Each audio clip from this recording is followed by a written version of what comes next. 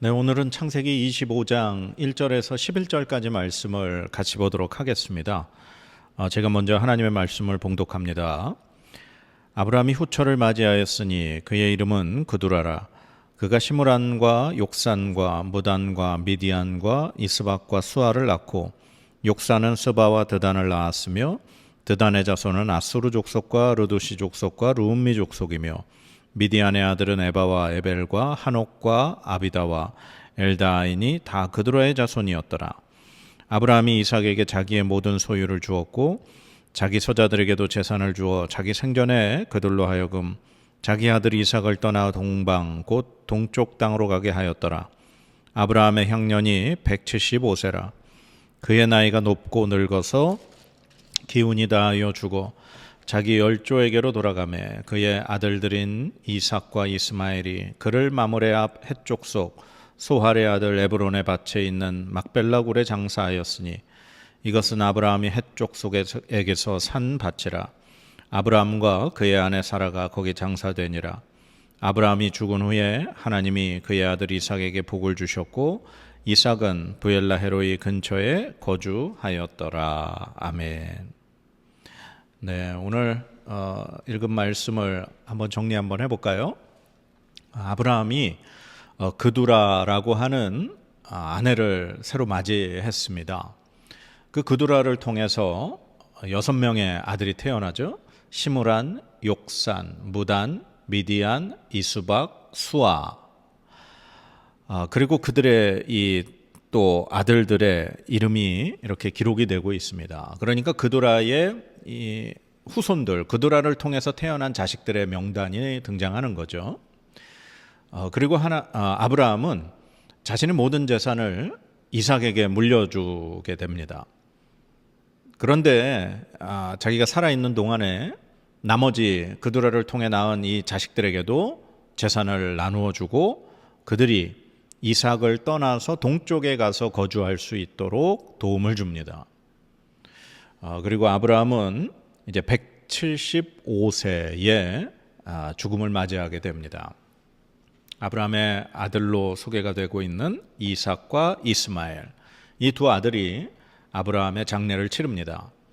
아브라함이 사라가 죽었을 때 사두었던 땅 막벨라 굴에 이제 아브라함도 장사 지내게 됩니다. 그리고 하나님의 복을 받아 이삭은 부엘라 헤로이의 근처에 거주하면서 살게 되는 말씀으로 끝을 맺고 있습니다. 오늘 이 말씀에 보면 이 그두라라고 하는 아브라함의 또 다른 부인이 등장합니다. 아브라함에게는 사레라는 아내가 있었지만 사레가 이제 죽었죠.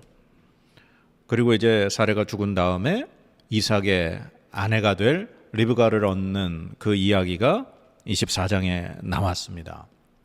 그래서 이 또 다른 아내 그두라라는 여인이 이 사라가 죽은 다음에 아브라함이 취한 아내인지 아니면 사라가 살아있는 동안에 이삭이 태어난 다음에 이렇게 데리고 있었던 또 다른 부인이었는지 그건 자세히 나와 있지 않기 때문에 우리는 알 수 없습니다. 하지만 이 새로 맞이한 그두라라는 아내를 통해서 6명의 아들이 태어나게 되고 그들을 통해서 또 수많은 이 족속들, 민족들이 태어나게 된다라는 사실을 오늘 기록하고 있는 거죠.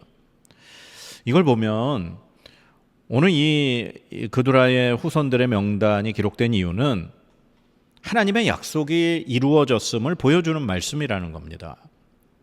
창세기 17장에 하나님께서 아브라함 99세 때 나타나셨죠. 그리고서 이제 할례를 명하시면서 아브라함의 이름을 아브람에서 아브라함으로 바꾸어 주십니다. 그 아브라함이라는 이름의 뜻이 여러 민족의 아버지라는 뜻이죠. 그때 하나님이 아브라함에게 주셨던 약속이 네가 여러 민족의 아버지가 될 것이다. 그리고 내가 너를 여러 민족의 아버지가 되게 할 것이다. 하나님이 약속을 하셨거든요.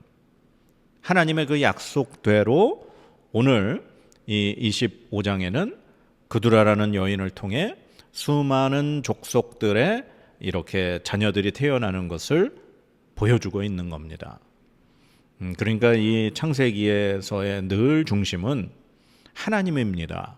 하나님은 하나님의 약속을 반드시 이루시고 지키시는 하나님, 그리고 하나님이 바로 이 아브라함이라고 하는 한 사람을 선택하셔서 그의 믿음을 받으시고 그를 의롭다 여겨주셔서 그의 후손들을 통해 하나님의 어떻게 역사를 이루어가고 계시는가를 보여주기 위함인 거죠.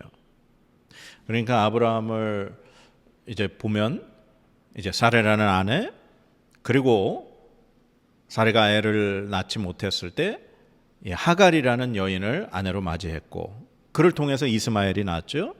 그리고 나중에 사라를 통해 이삭이 나고, 그리고 그두라를 통해 또 다른 많은 아들들이 태어나게 되는 겁니다. 하나님은 이 아브라함을 통해 하나님께서 약속하셨던 그것이 정말 다 이루어짐을 오늘 보게 되는 겁니다. 근데 우리가 여기서 이제 한 가지 좀 볼 수 있는 게, 아브라함이 죽어서 장례를 치를 때 누가 치른다고 아까 성경에 나와 있었습니까? 이삭과 이스마엘이 아브라함을 장사 지내는 모습을 보았습니다. 그러니까 사라에 의해서 그 하갈과 이스마엘이 쫓겨나게 됐죠. 그래서 이 하갈과 이스마엘은 다른 지역에서 그렇게 살고 있었습니다. 그리고 사라가 그들을 내보낼 때 그 떡 한 덩어리와 물 한 주머니만 주어서 보내는 그 부분을 제가 말씀드릴 때, 이게 아브라함의 결정보다는 아마 사라의 결정이지 않았나 싶은 생각에 말씀을 드렸었죠. 오늘 그 이유를 이 성경에서 볼 수 있는 겁니다. 그두라를 통해서 태어난 그 아들들에게는 재산을 주어서 이삭을 떠나 동쪽에 가서 살 수 있게 아브라함이 이렇게 배려를 해줬죠. 근데 이미 사라가 죽은 다음에 이야기인 거죠. 그렇게 해서 하갈과 이스마엘이 이렇게 따로 그렇게 살았지만, 이스마엘과 이삭은 계속해서 이렇게 소통을 하고 있었던 것 같습니다. 그래서 오늘 아브라함이 죽었을 때 아브라함의 장례를 치르는 아들을 이렇게 성경은 그의 아들들인 이삭과 이스마엘이라고 표현을 하는 걸 보면 알 수 있는 거죠. 그래서 나중에, 그리고 또 이삭의 아들인 이 에서와 야곱이 있지 않습니까? 그런데 그 에서가 처음에는 이제 가나안 땅, 그 땅의 여인들을 아내로 택했지만 그 여인들이 자신의 아버지 어머니 이삭과 리브가에게 별로 이렇게 기쁨을 주지 못하는 걸 알고 나중에 그 이스마엘의 딸인 마할랏과도 결혼하는 모습을 볼 수 있는 거죠.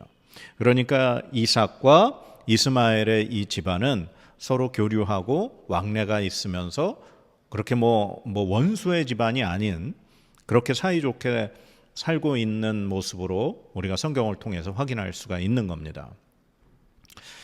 오늘 이제 말씀에 어떻게 보면 중심이 되는 아브라함의 죽음. 아브라함이 175세에 이제 가나안 땅에서 죽음을 맞이하게 됩니다. 우리가 알고 있듯이 창세기 12장에 하나님께서 아브라함을 부르시고 아브라함이 그 갈대아 우르에서 그리고 하란에서 떠나게 하셨을 때 아브라함의 나이가 75세라고 성경에 기록이 되어 있습니다. 그러니까 75세쯤 그때 떠나서 가나안 땅에 도착해서 175세에 죽었으니 아브라함이 가나안 땅에서 약 100년의 이렇게 세월을 보낸 거죠. 이 100년의 기간 동안 아브라함은 하나님과 함께 살았죠. 하나님의 인도하심, 그리고 하나님의 보호하심, 그리고 하나님의 복주심을 경험했습니다. 그리고 하나님의 그 약속, 하나님과 언약, 그런 것을 통해서 하나님이 오늘 이 마지막 말씀의 그두라의 후손을 통해서도 보았지만 하나님이 아브라함에게 주겠다고 하신 약속을 하나도 빠짐없이 다 하나님이 이루어 주신 것을 우리가 볼 수 있었던 거죠. 그가 마지막에 이제 막벨라굴에 사라가 묻혀 있는 그 땅에 장사가 지내는 걸 통해서도 하나님이 분명히 아브라함에게 내 후손이 이 땅을 차지하게 될 것이고 내 후손이 바다의 모래같이 하늘의 별과 같이 많아질 것이고 내가 열국의 아버지가 될 것이고 여러 민족의 아버지가 될 것이라고 하나님 말씀하신 그 모든 것이 다 지금 이루어진 모습을 볼 수 있다는 거죠. 하나님께서 함께 하시고 하나님 복 주시고 하나님께서 말씀하신 것이 모든 것이 이루어진 자가 생명을 다하고 하나님 품에 안길 때 얼마나 복된 그것이 죽음인지 우리 참 생각해 볼 수밖에 없습니다. 아브라함은 75세 이전의 삶은 중요하지 않았습니다.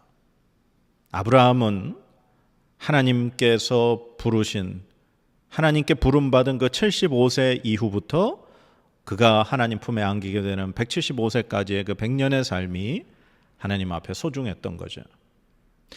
우리에게도 마찬가지인 것 같습니다.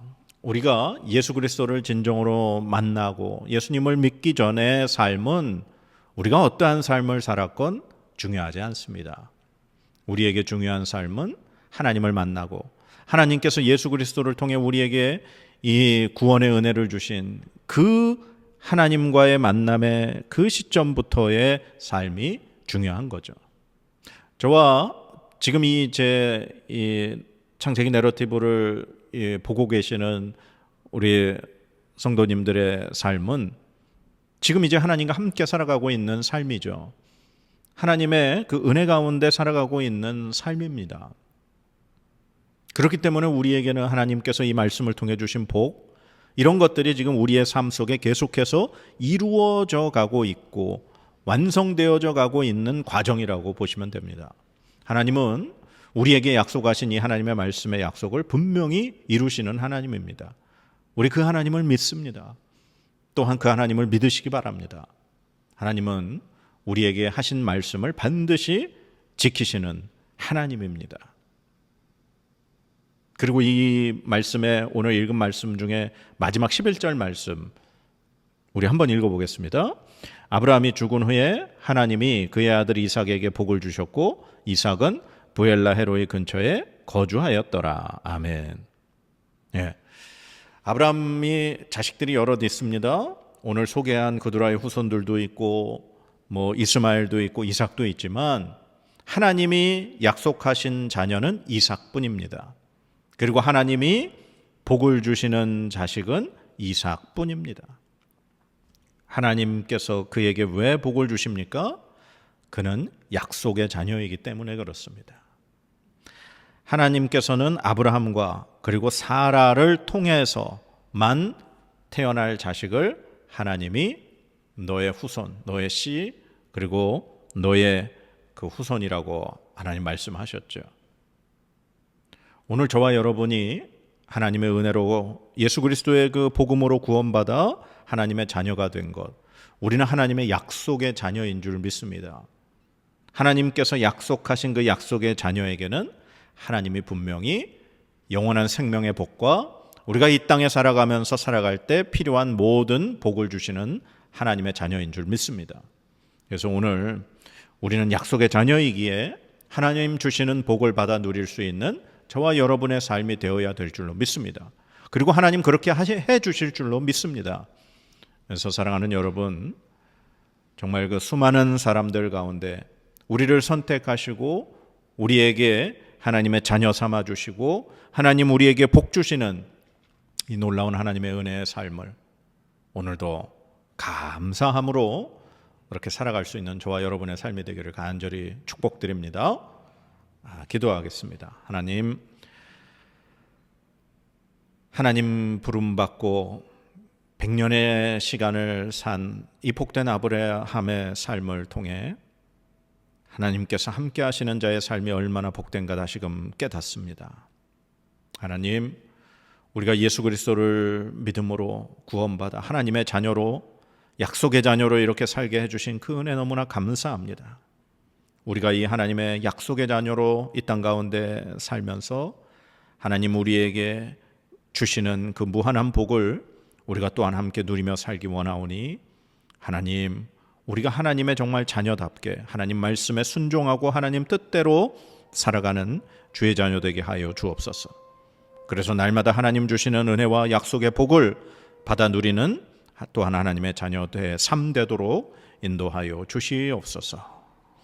감사드리며 예수님의 이름으로 기도드립니다. 아멘.